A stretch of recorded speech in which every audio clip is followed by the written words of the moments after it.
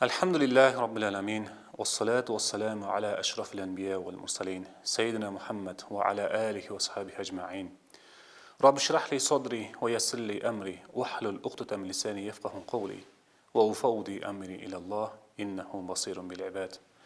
Barık neseni жаратып көзөмөлдөп, өзүнүн сүйүктүү кулдарын колдоп кубаттап турган Раббим Аллага өзүн өзү мактагандай мактоолор болсун. Канчалык даражада мактоону талап кылган болсо, мына ушундай мактоолор болсун.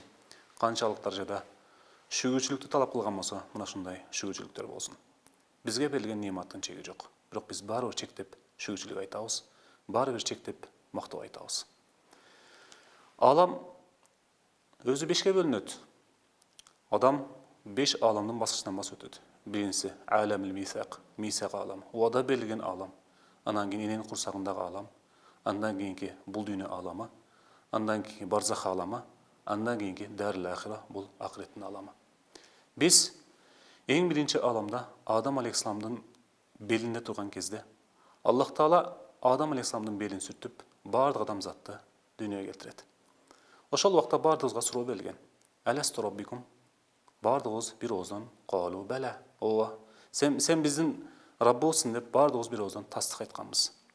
Ошол күндү тастык күнү же болбосо мисак күнү, уада берилген күн деп айтабыз. Ошол убакта бизге эмне жакшы, эмне жаман экенин да билген эмеспиз. Кудай Таалам бизди ушундай мусулман кылып жаратты. Мусулмандын арасынан дагы чыныгы момун кылып жаратты. Аллах Таалам ошол учурда бизге эмне жакшы, эмне жаман экенин ошол убакта даана билген. Ал эзелтен билүүчү, жана түбөлүк билүүчү, алим деген сыфаты бар. Бирок биз бул дүйнөдө эмне жакшы, эмне жаман экенин билген эмеспиз.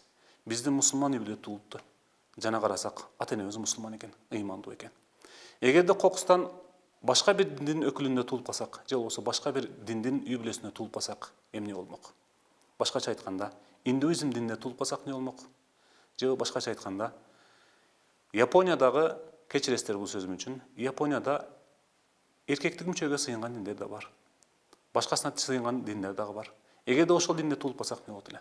Кудай Таалам бизге мына ушундай бир жашоону берген. Бирок бизге эмне жакшы, эмне жаман экенин дагы ал убакта билген эмеспиз. Кудай Таалам бизге эң жакшысын өзү кадарыбызга жазып берген. Алхамдулилlah.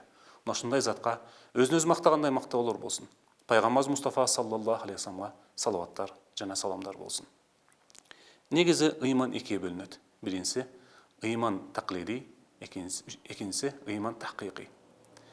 Ээрчиме ыйман жана бир анализдин бүтүмүндө пайда болгон, бышыкталган бир ыйман айтылат. Биз көбүнчө ыйман таклиди менен чоңойдук.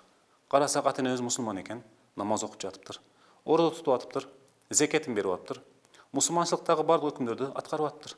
Биз дагы аларды ээрчидик, биз дагы мусулман болдук. Бирок ошол учурдагы биздин ыйманыбыз ыйман таклиди эле. Ээрчиме ыйман эле. Бирок ал дагы биздин динде кабыл. Бирок аста секин барып, биздин ыйманыбыз ыйман тахкыйкыйга айланыш керек. Чыныгы анализдин бүтүмүндө же болбосо машындай Кудай Тааланын кудуреттигин байкап, ааламды байкап, жерди кезип, Кудай Тааланын кудуреттүү жана жалгыз экенин байкап, өзүн даана тактабы бул ыйман таклиди, ыйман тахкыйкый болуп эсептелет. Чыныгы ыйман. Ошондой ыйманды кармаш үчүн, тутуш үчүн сөзсүз бизге тафаккур, башкача айтканда, Кудай Тааланын жаратылган нерселеринде ой жүгүртүү бизге түшөт. Мына ушундай лазым болот. Ал үчүн биз сөзсүз түрдө ааламды кезип көрүшүбүз керек. Мисалы үчүн, кээ бир аалымдарыбыз математик болушкан, кээ бир аалымдарыбыз физик болушкан, кээ бир аалымдарыбыз астроном болушкан, кээ бир аалымдарыбыз гидросфераны жакшы билишкен, кээ бир аалымдарыбыз биосфераны жакшы билишкен, кээ бир аалымдарыбыз астрономиянын эң сонун билишкен. Бирок анын аркасында бүтүмүндө Аллах Тааланын кудуреттүү жана жалгыз экенин даана табышкан. Анткени илим жана билимдин түгү дин деп аталат. Бүгүн да биз дагы машында болгон бир аалымыбыз Ибн Фирнас. Бунун аты Абул Касым Аббас ибн Фирнас. Ислам доорундагы, ислам орто кылымындагы, же болбосо ислам жашоосундагы, ислам тарыхындагы эң биринчи учкуч инсан деп атасак болот. Эң биринчи учакты ойлоп тапкан инсан деп атасак болот. Бунун негизинде биз эмнени байкайбыз?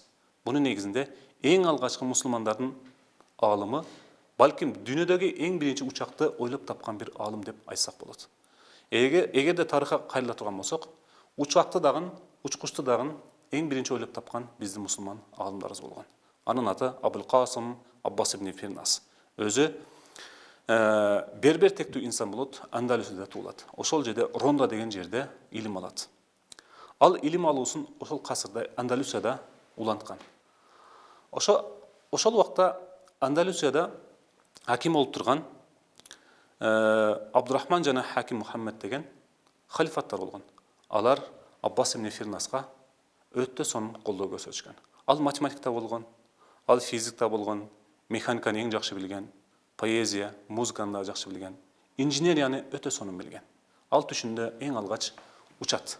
Учкандан кийин бул түшүн өңүнө чынык айландыруу үчүн бир канча урунуштарды жасап көрөт. Бир канча аракеттер жасап көрөт. Анткени бир инсан бир нерсеге ыздырап менен кире турган болсо, ыхластуулук менен кире турган болсо, ал сөзсүз натыйжасын берет. Анткени биз химия сабагында Менделеевдин мезгил системасын жакшы билебиз. Ошол Менделеевдин мезгилдик системасы ал түшүндө көргөн. Түшүндө ойлоп тапкан деп айтышат. Кудай таалам кафир болсо дагы, мусулман болсо дагы, бирок бир ишке машунчалык ыхластуулук менен, машунчалык терең ыздырап менен кире турган болсо, Кудай таалам натыйжасын бере берет. Мына ошол сыяктуу биздин алдымдарыбыздан Аббас ибн Фирнас учакты эң биринчи ойлоп тапкан. Буну Европада орто кылымда Арман Фирман деген ат менен атактуу болгон.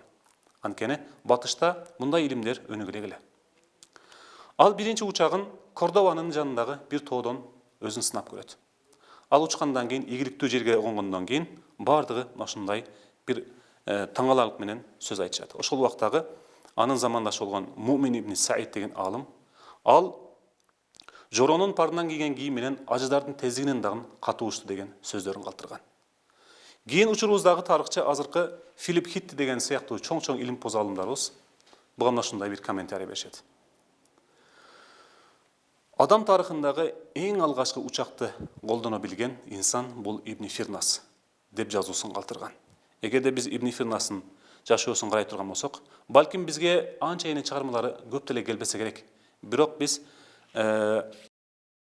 Леонардо да Винчинин кээ бир чызма чийме китептеринен карай турган болсок, Ибн Фирнастын даана өзү жасап кеткен парашют канаттарын көрө алабыз.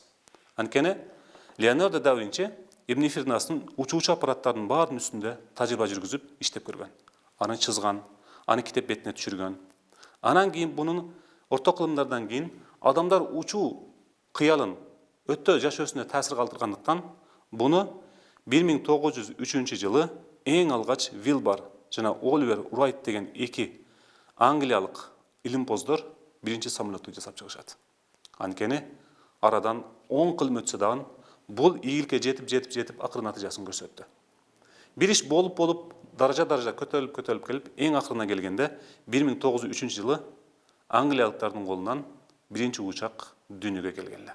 Бирок бунун түпкү өзөгү мусулман алымыбыз болгон Ибн Фирнастын эң биринчи ою, идеясы эле. Буну өнүктүргөн батыштыктар муну 11 кылымдан бери мына ушуну өнүктүрүү менен ора болуп келишти.